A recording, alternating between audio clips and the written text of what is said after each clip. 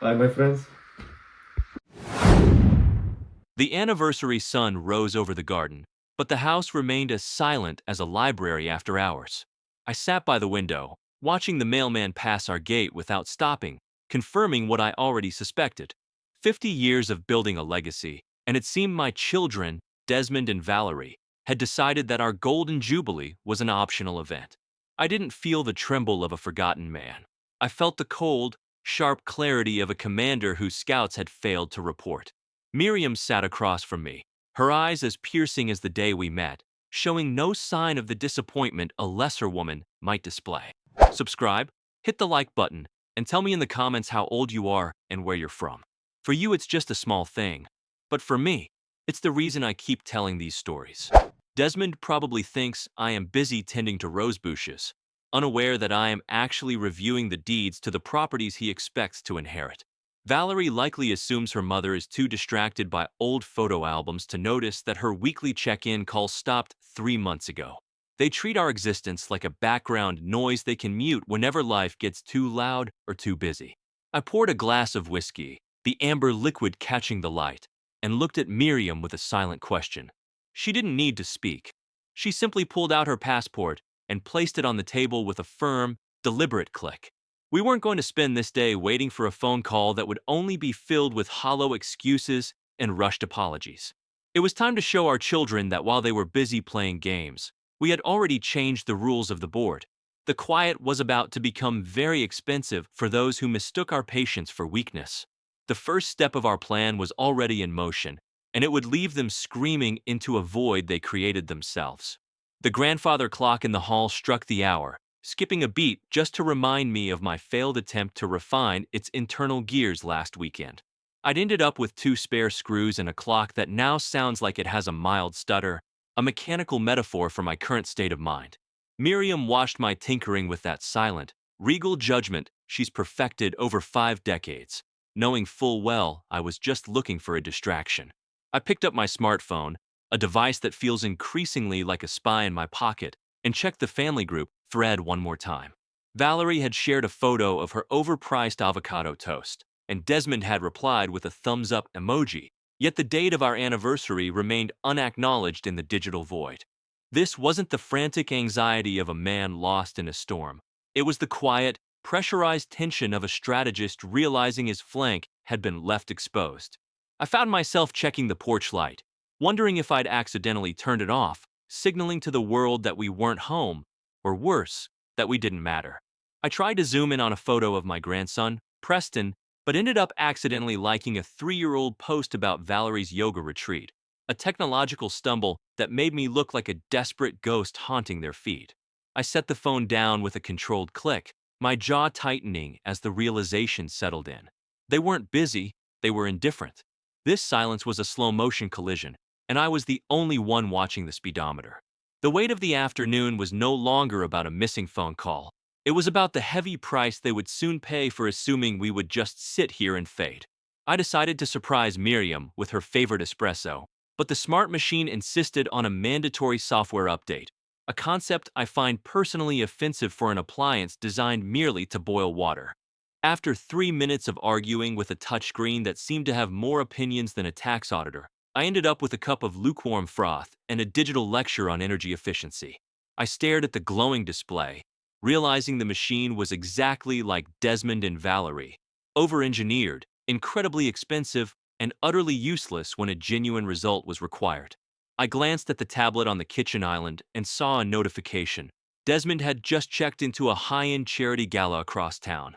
There he was in a tuxedo I had helped him pick out, smiling for a camera while our anniversary clock ticked toward the evening in total silence.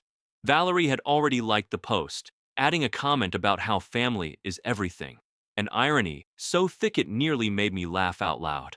They were both holding their phones, their thumbs moving at the speed of light, yet they couldn't find the 2 seconds required to dial our number. It wasn't a lapse in memory, it was a calculated demotion of our importance in their polished, public lives. Miriam entered the room and silently swapped the plastic machine for the old steel French press, her movements precise and devoid of any hesitation. We stood there in the quiet kitchen, the steam rising between us, Two old lions watching the cubs try to claim a territory they hadn't yet earned. I realized then that my children weren't waiting for a convenient time to call. They were waiting for us to stop being a factor in their busy social calendars.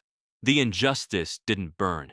It froze, and I felt the first layer of my fatherly patience turn into a sheet of unbreakable ice.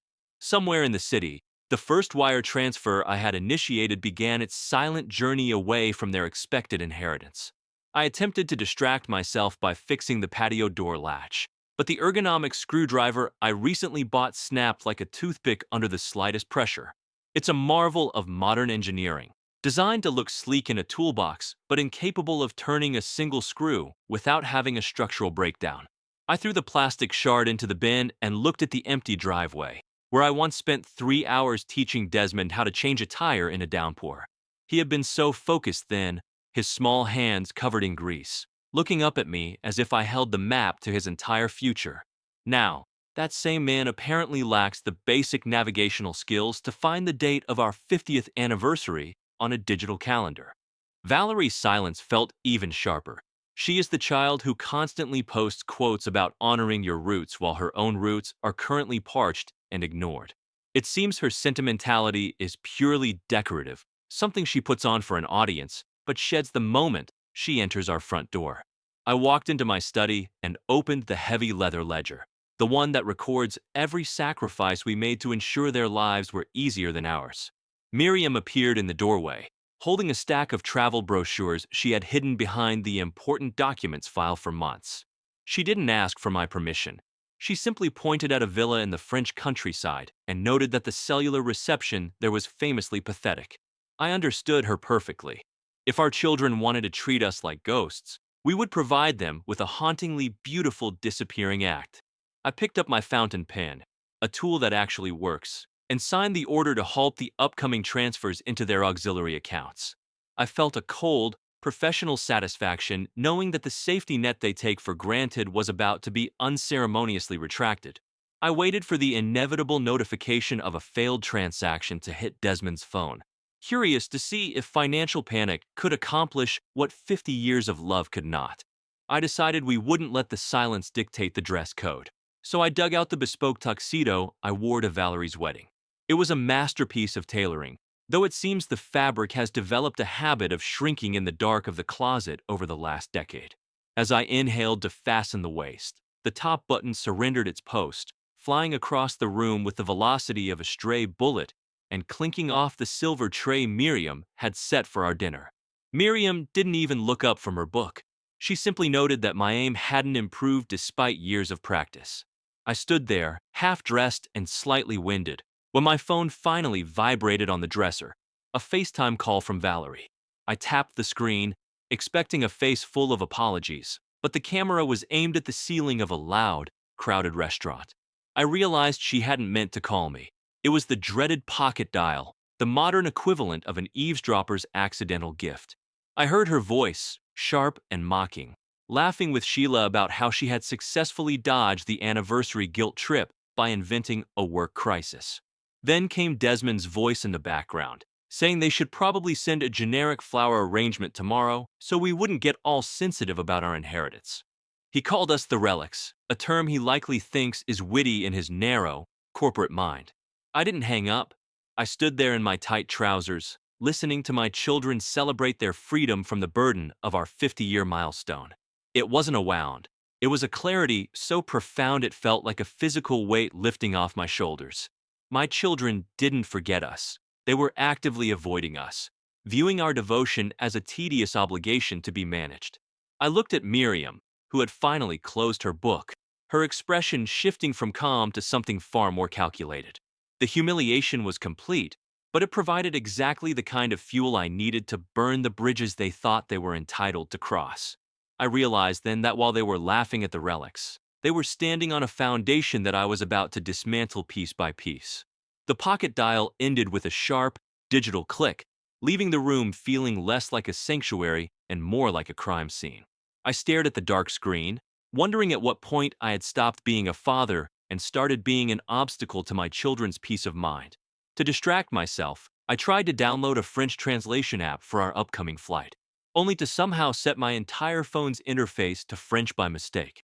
Now my settings are parameters, and my calendar is a mystery of Lundy and Marty, a linguistic prison I built for myself with one clumsy thumb.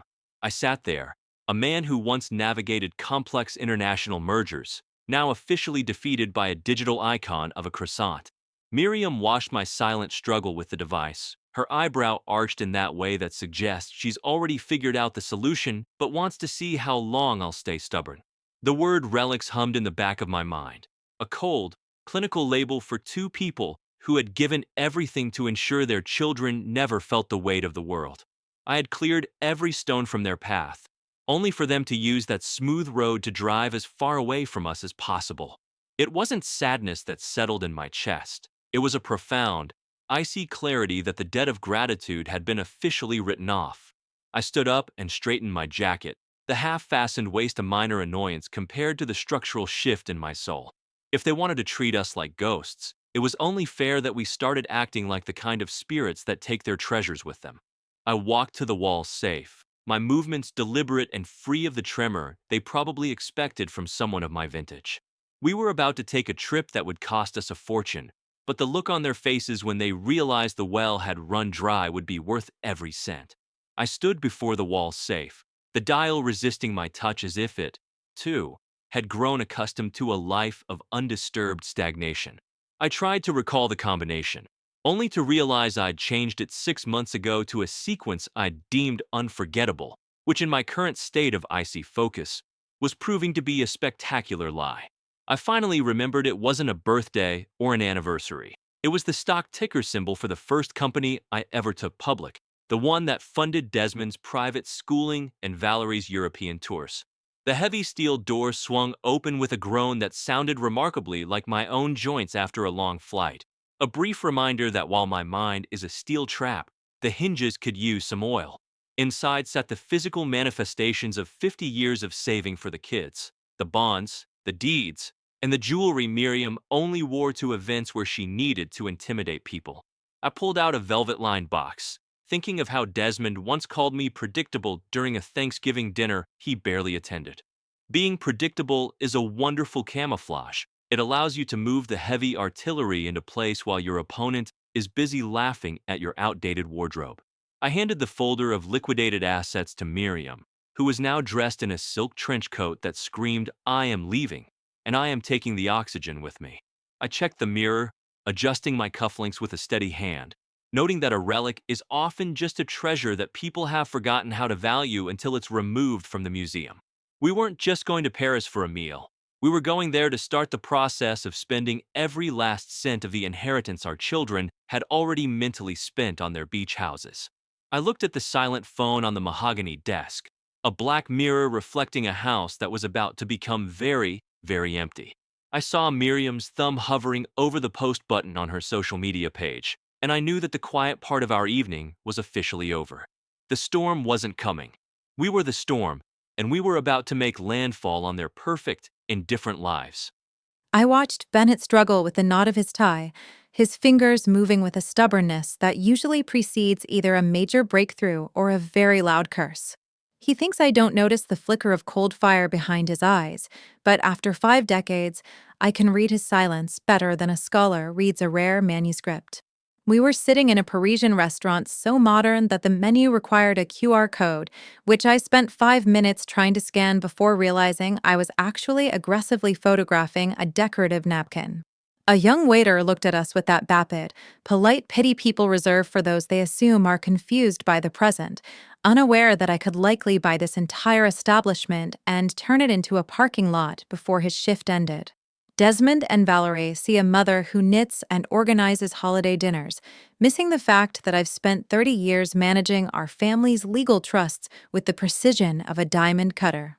They think we are waiting for their permission to be happy, or perhaps for a 30-second phone call to validate that our half-century together was worth their time. I pulled out my phone, the screen brightness set to maximum, because I am done squinting at the shadows of people who don't want to be found. I took a photo of us, Bennett looking like a silver-haired lion and me in the pearls I bought myself when I realized no one else would ever appreciate the weight of them. The lighting was perfect, casting a glow that emphasized our resolve while hiding the miles we've traveled to get here. I typed the caption with a steady hand, celebrating 50 years in Paris. Just the two of us, exactly as it should be. The money for the grandchildren's gifts bought us spectacular first-class seats instead. I didn't feel a shred of guilt, only the cold, refreshing sensation of a person who has finally stopped holding their breath for people who aren't coming. I tapped the post button and set the phone face down on the white linen tablecloth, watching the device as if it were a live grenade. The digital signal was already traveling across the ocean, carrying a message that would strip the scales from our children's eyes. Within seconds, the first vibration of a desperate return call rattled the silver, but I didn't even reach for it. Bennett was currently engaged in a silent war with a digital menu that insisted on playing a video of a dancing chef every time he tried to order a simple steak. He looked at the glowing tablet with the same narrowed eyes he used when he caught Desmond trying to forge my signature on a report card 30 years ago. The phone on our table was vibrating so violently it was slowly migrating toward the edge, like a small, frantic animal trying to escape a predator. I saw Valerie's name flash 10 times in 3 minutes, followed by a flurry of texts from Desmond that transitioned from happy anniversary to what do you mean about the money? In record time. It is fascinating how quickly their biological clocks synchronized with the exact moment their inheritance began to evaporate. A new notification popped up, an automated alert from our private banker, noting that Desmond had tried to access the emergency line of credit I'd frozen 2 hours ago. Bennett finally managed to close the dancing chef video, only to accidentally order 3 portions of snails instead of the ribeye, a culinary blunder he accepted with a dry remark about them being faster than our children's loyalty. I didn't even reach for the phone. I just watched the screen light up with a message from Valerie's husband, Preston, asking if we had lost our minds or if we were just having a senior moment. They truly believe that any action we take for ourselves must be a symptom of a failing brain rather than a sign of a waking heart. I realized then that they weren't just neglecting us. They were already counting the silver while we were still using it. The phone buzzed one more time, revealing a desperate email from Desmond's accountant that changed everything, a secret debt he had been hiding, which required our silence to stay buried. He didn't just forget our anniversary. He was counting on our predictable, quiet generosity to save him from a disaster of his own making. Bennett was currently trying to use his reading glasses to inspect the vintage wine label, but he had accidentally put on my oversized sunglasses instead, making him look like a very stoic, silver-haired jazz musician in the middle of a high-end bistro. He didn't complain about the sudden eclipse. He simply tilted his head, accepting the darkness as a sophisticated design choice of the establishment. I looked back at the screen of my phone, where the email from Desmond's accountant continued to glow like a radioactive secret. It wasn't just a debt, it was a series of reckless investments made using our secondary estate as collateral, backed by a signature that looked suspiciously like a forgery of Bennett's hand. Desmond had gambled on our inevitable decline, betting that we would be too distracted by the fog of old age to notice the slow erosion of our own foundation. Valerie's messages were now a frantic stream, claiming she had been planning a surprise gala for next week and that my social media post was unnecessarily cruel and impulsive. I felt a cold wave of amusement at how quickly their narrative shifted from total neglect to curated victimhood the moment the bank accounts went silent. I realized then that they hadn't just forgotten the date, they had been waiting for us to become unfit so they could begin the formal management of our lives. Bennett finally swapped his glasses, his eyes sharpening with a lethal clarity as he scanned the documents I slid across the white linen. He didn't gasp or shout. He merely signaled the waiter and asked, in remarkably precise French, for the most expensive bottle in the cellar. "If we are to be the villains in their story, Miriam," he whispered with a dry smile, "let us at least play the part with impeccable taste." I blocked Valerie's number with a single, satisfying flick of my thumb, a small gesture that felt like cutting the tether to a sinking ship. We were no longer just parents. We were the auditors of their future, and the audit was about to turn their world upside down. I looked toward the restaurant's grand entrance and saw a familiar, frantic face that had no business being in Paris, realizing our children were far more desperate than I had initially calculated. The game was no longer being played over the phone. They had arrived to fight for the scraps of a legacy we were already burning. Valerie marched toward our table, her eyes scanning the room like a predator that had just realized its prey had moved to a better neighborhood. Bennett, meanwhile, was engaged in a silent standoff with a motion sensor pepper mill that refused to acknowledge his existence, waving his hand over it as if he were performing a low-budget magic trick. He looked at the device with a mix of betrayal and academic curiosity, eventually giving it a stern poke that sent a cloud of black pepper directly onto his lapel. He didn't flinch. He simply brushed the dust away and noted that even the salt in this city had a superiority complex. Valerie reached the table, her face a carefully constructed mask of concerned daughter, though she hadn't quite managed to hide the sweat on her brow from the frantic flight over. She didn't lead with happy anniversary. She led with a gasp about how dangerous it was for us to be traveling alone at our age. I watched her, sipping my wine, noting that her expensive handbag was the one I'd bought her to celebrate a promotion she'd actually lied about.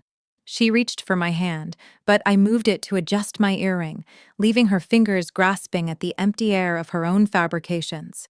"Mother, you gave us such a scare with that post," she began, her voice trembling with a rehearsed fragility that would have fooled me 20 years ago. I leaned back, feeling the cool weight of my pearls against my skin, and offered her a smile that was as sharp as a razor. Bennett finally won his war with the pepper mill, coating his steak in a triumphant layer of spice, before looking up at Valerie as if she were a mildly interesting stranger who had lost her way. "Your timing is impeccable, Valerie," he said, his voice like velvet over gravel. "We were just discussing the new beneficiaries of the family trust."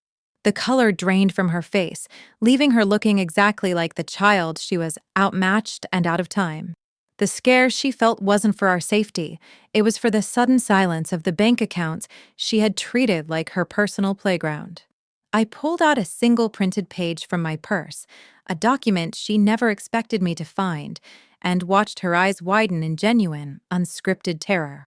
Valerie stared at the document, the lines of her face collapsing as she recognized the paper trail of the fraudulent loan she'd taken against our lake house. Bennett was currently engaged in a quiet battle with a futuristic salt shaker that seemed to require a fingerprint scan, eventually giving up and dryly suggesting it was more secure than the National Treasury. He set the device down with a look of academic disdain, noting that modern convenience had finally reached the point of being entirely inconvenient. "I believe the technical term for this, Valerie, is grand larceny, or perhaps just extreme disappointment," he said, his voice as calm as a frozen pond. Valerie tried to speak, her mouth opening and closing while her eyes darted to the other patrons to see if anyone was listening to the sound of her reputation shattering. She had spent years assuming we were just a static vault that didn't require respect, only frequent and silent withdrawals. Now, the cold reality was sinking in. The vault was not only empty, but it had been moved to a different continent. "You can't do this, Mother," she hissed, her voice dropping to a desperate whisper that lacked all of its usual rehearsed charm. She began listing her expenses, the mortgage, the social clubs, and Sheila's private school fees, as if her financial needs were a debt I was legally obligated to service. Bennett tried to adjust his napkin, but it caught on his cufflink, briefly tethering his hand to the table in a way that made him look like he was performing a very slow, very dignified puppet show. He untangled himself with a sharp, controlled movement and remarked that the linen in this city was clearly trying to stage a coup. I turned back to Valerie, my gaze steady and cold, and told her that her lifestyle was a luxury she could no longer afford on our behalf.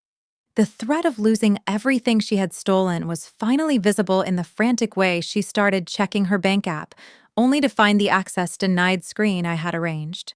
She was realizing that being a relic meant we had lived long enough to know exactly how to bury a traitor. I reached into my bag, but I wasn't looking for a credit card. I was looking for the pen I needed her to use to sign away her remaining claims. Valerie's hand hovered over the paper, her eyes searching for a mercy I had already spent on our first-class tickets. Valerie's signature was the only thing standing between her and a formal police report back in the States, yet she hesitated as if she still had a card left to play. Bennett chose that exact moment to try and use a voice-activated translator app on his phone, which promptly malfunctioned and began blaring a recipe for duck confit in Mandarin at maximum volume. He poked at the screen with an expression of profound betrayal, eventually muttering that he'd had more productive conversations with the brick wall in 1974. The absurdity of the noise against the backdrop of our daughter's ruin was a sharp reminder of how ridiculous life can be when you finally stop taking everyone's nonsense seriously. Valerie looked at the pen as if it were a poisonous snake, her eyes pleading for a motherly softness that I had officially retired the moment I saw her forgery. I didn't offer her a tissue or a comforting word. I simply tapped the send button on a pre-written email to the family's board of directors, showing her the draft on my screen. You have 60 seconds, Valerie, before your reputation becomes as extinct as your father's patience with that telephone, I said, my voice cutting through the restaurant's jazz music. Bennett finally managed to silence the Mandarin chef, looking over his glasses with a gaze so heavy it seemed to pin Valerie to her velvet chair. He didn't need to yell. The sheer weight of his disappointment was more crushing than any courtroom verdict could ever be. She realized that we weren't just punishing her, we were surgically removing her influence from our lives to protect what was left of our peace. The realization that she was no longer an investment, but a liability finally broke through her thick layer of vanity. She reached for the pen, her fingers trembling with the weight of the 5 decades of trust she had just set on fire. I watched her sign the relinquishment of the lake house, feeling not a pang of loss, but the strange, cold relief of a house being cleared of a persistent infestation. But as she pushed the paper back toward me, her jacket shifted, revealing a second phone in her pocket, one that was currently vibrating with a call from our bank's fraud department. The game was far from over, and it seemed our son, Desmond, was about to be dragged out of the shadows next. I reached across the table and plucked the second phone from Valerie's pocket before she could even blink, a move I perfected decades ago when she used to hide stolen sweets in her school bag. Bennett looked at the vibrating device, then at our daughter, and remarked that for someone so obsessed with digital connectivity, she had a remarkable talent for being disconnected from reality. He then spent a good 30 seconds trying to fold his silk pocket square into a power triangle, only to give up and stuff it back in with a shrug, noting that some things, like his daughter's ethics, were simply beyond repair. I answered the call from the fraud department, spoke 3 concise sentences that effectively stripped Desmond of his power of attorney, and hung up with a click that sounded like a gavel.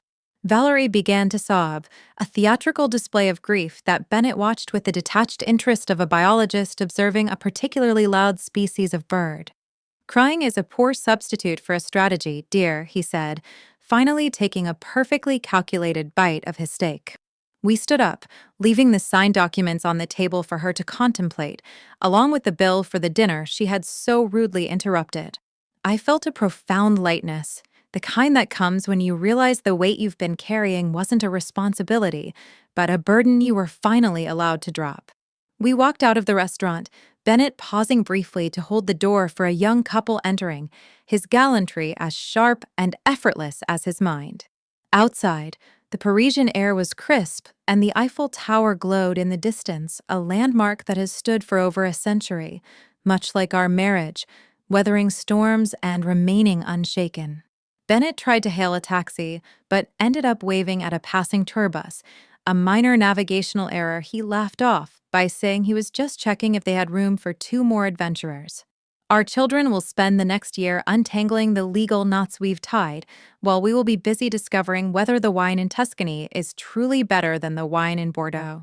We are not relics waiting to be dusted. We are the architects of our own final chapter, and the ink is far from dry. I took Bennett's arm, and as we walked into the Parisian night, I knew that 50 years wasn't the end of a journey, but the beginning of our most well-earned freedom.